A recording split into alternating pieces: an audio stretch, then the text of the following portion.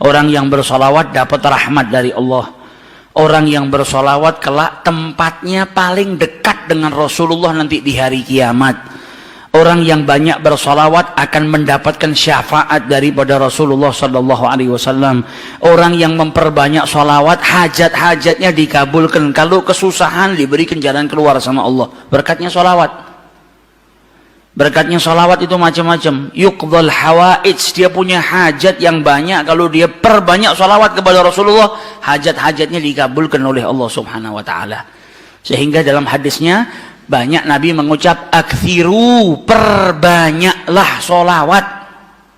Yang paling dekat dengan kau kelak di hari kiamat adalah yang paling banyak bersolawat saat di dunia.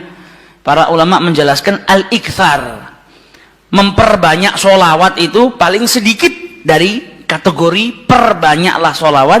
Minimal kau baca 300 kali solawat dalam sehari semalam, jangan kurang, supaya bisa masuk dalam kategori orang yang memperbanyak solawat kepada Rasulullah Sallallahu Alaihi Wasallam.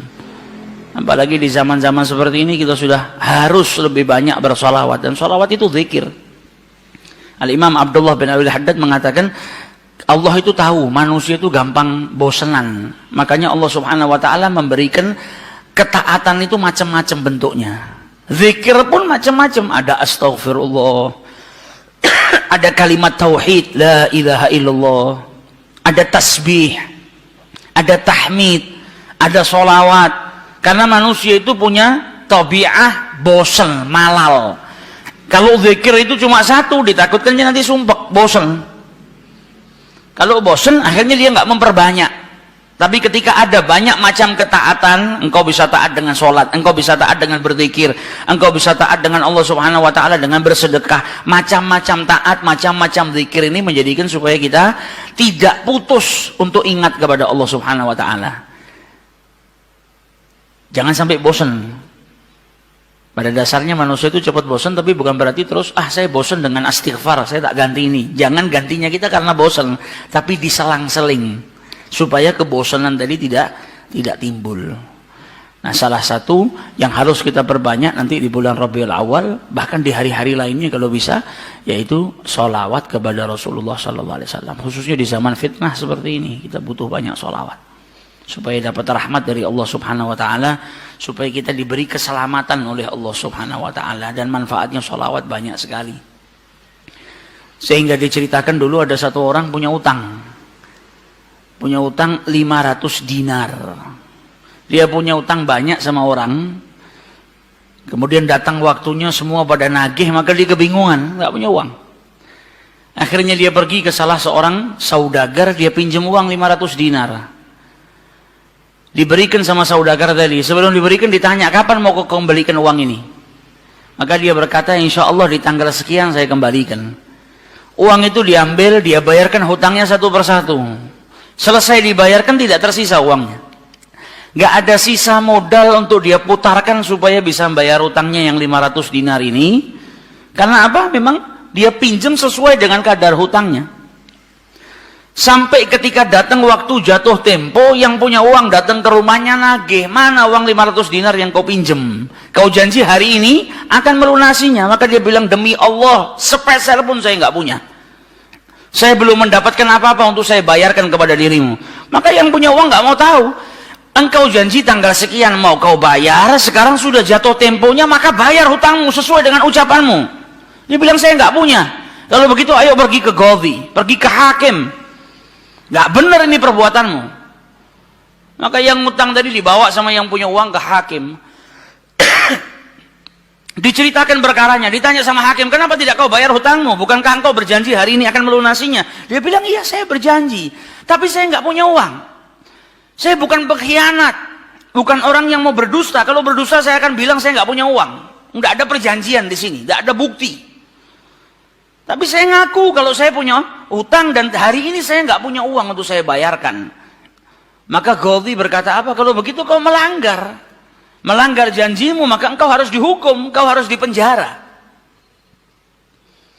Maka yang utang tadi bilang apa? Kalau begitu ya sudah, kalau memang hukumannya saya harus dipenjara karena saya nggak bayar utang, ya sudah saya terima. Tapi tolong berikan saya waktu 1 hari.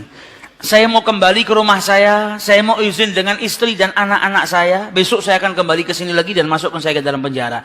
Maka sang hakim berkata apa? Bagaimana mungkin saya bisa percaya dengan dirimu? Siapa yang menjamin dirimu? Kalau ada yang menjamin kau bakal kembali ke sini, maka saya lepaskan. Dia bilang, ya Ghadhi, kalau saya niat lari sudah dari kemarin-kemarin saya lari. Kalau saya niat lari saya nggak datang ke sini, maka percayalah saya akan kembali di esok hari. Maka kata Ghadhi, jaminannya apa? Akhirnya lelaki tadi bilang apa? Jaminannya yang menjamin saya adalah Rasulullah Shallallahu Alaihi Wasallam. Maka sang hakim bingung. Maksudmu yang menjamin Rasulullah ini bagaimana? Dibilang, ya hakim, kalau saya besok nggak kembali ke tempat ini, saya bersedia ditolak menjadi umatnya Nabi besar Muhammad Shallallahu Alaihi Wasallam.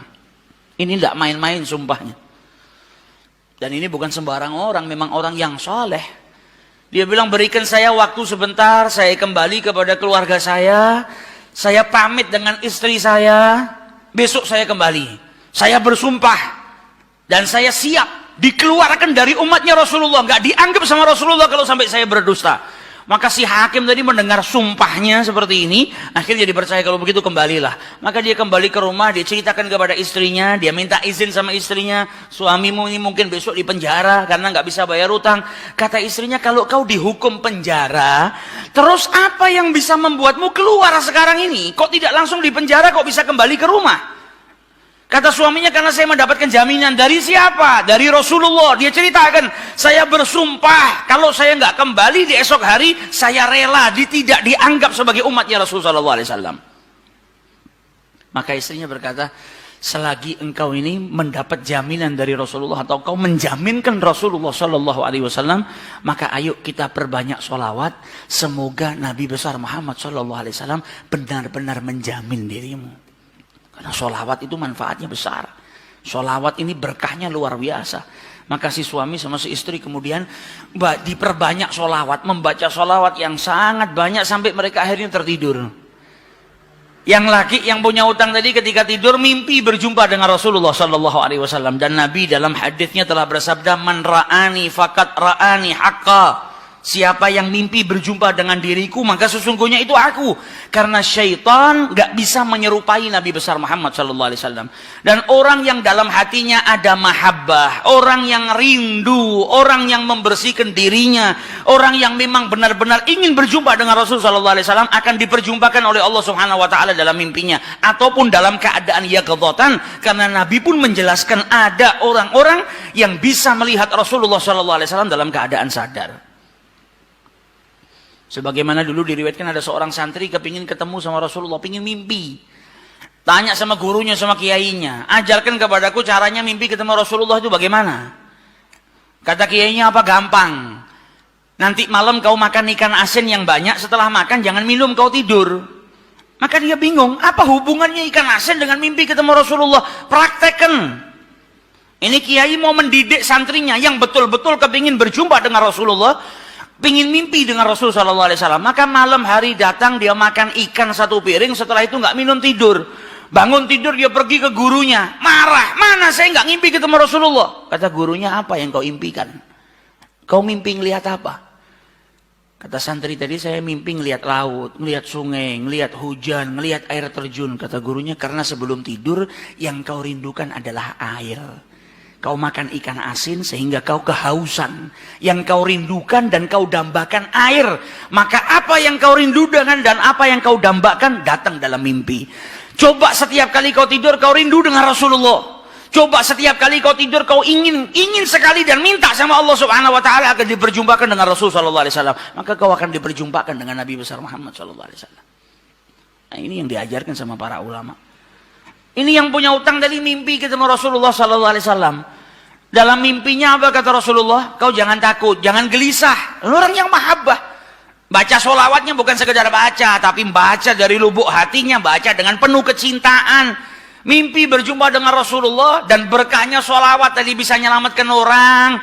Hajat-hajatnya bisa dikabulkan, dapat pertolongan dari Allah Subhanahu Wa Taala. Maka dalam mimpinya Rasulullah bilang apa? Besok pagi kau pergi, idhab ilal wali. Pergi ke gubernur di tempatmu itu, bilang sama gubernur tadi, Rasulullah mengucapkan salam kepadamu. Dan sampaikan kepada si gubernur, kalau setiap hari dia bersolawat kepada Rasulullah sebanyak 1000 kali, itu solawatnya sampai kepada Nabi Muhammad.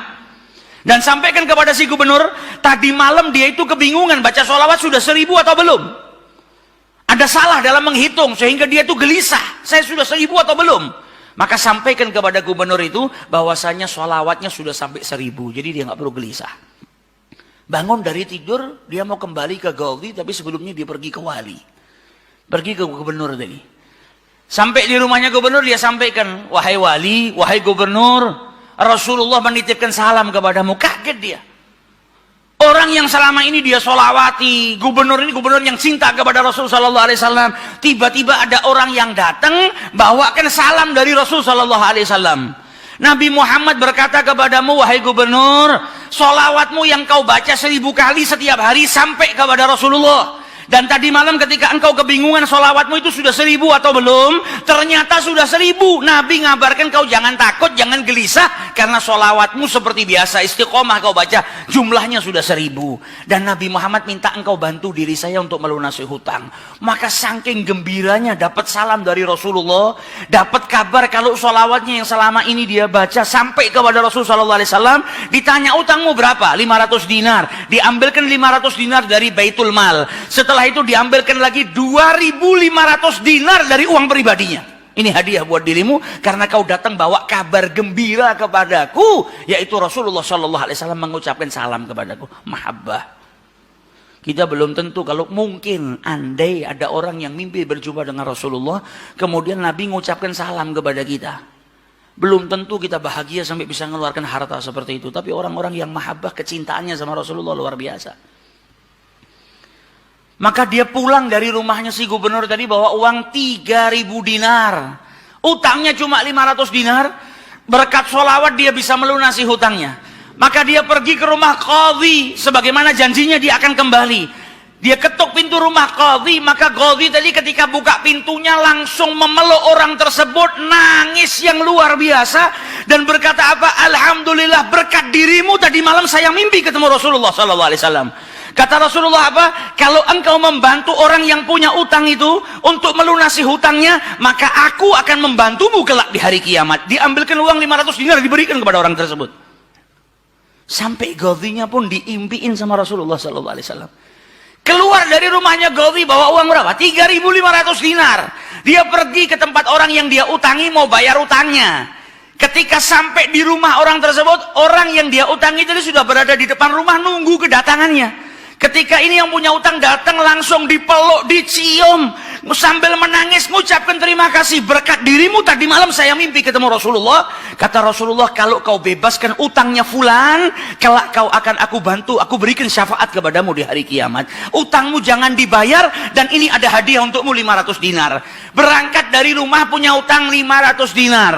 Berkat mimpi berjumpa dengan Rasulullah, utangnya terlunaskan dan ada tambahan 4.000 dinar. Berkat apa? Berkat sholawat yang dibaca kepada Rasulullah Sallallahu Alaihi Wasallam. Jadi kita kalau baca sholawat ini bukan hanya berkahnya nanti di akhirat, bukan hanya nanti kita dapat syafaatnya Nabi, bukan hanya nanti kita dapat tempat yang dekat dengan Rasul Sallallahu Alaihi Wasallam. Bahkan di dunia kalau kita ada situasi yang tidak menyenangkan, ada masalah, ada apapun, semuanya bisa hilang berkah daripada sholawatnya yang kita baca kepada Rasulullah Sallallahu Alaihi Wasallam. Karena satu sholawat dibalas dengan 10 rahmat.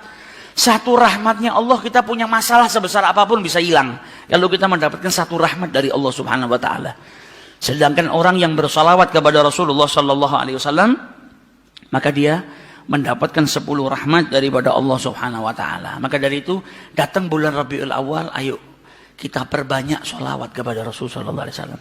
Kita niatkan supaya berkahnya itu bukan hanya buat diri kita, tapi buat seluruh umat Islam. Khususnya saudara-saudara kita yang saat ini di negara kita dipecah belah.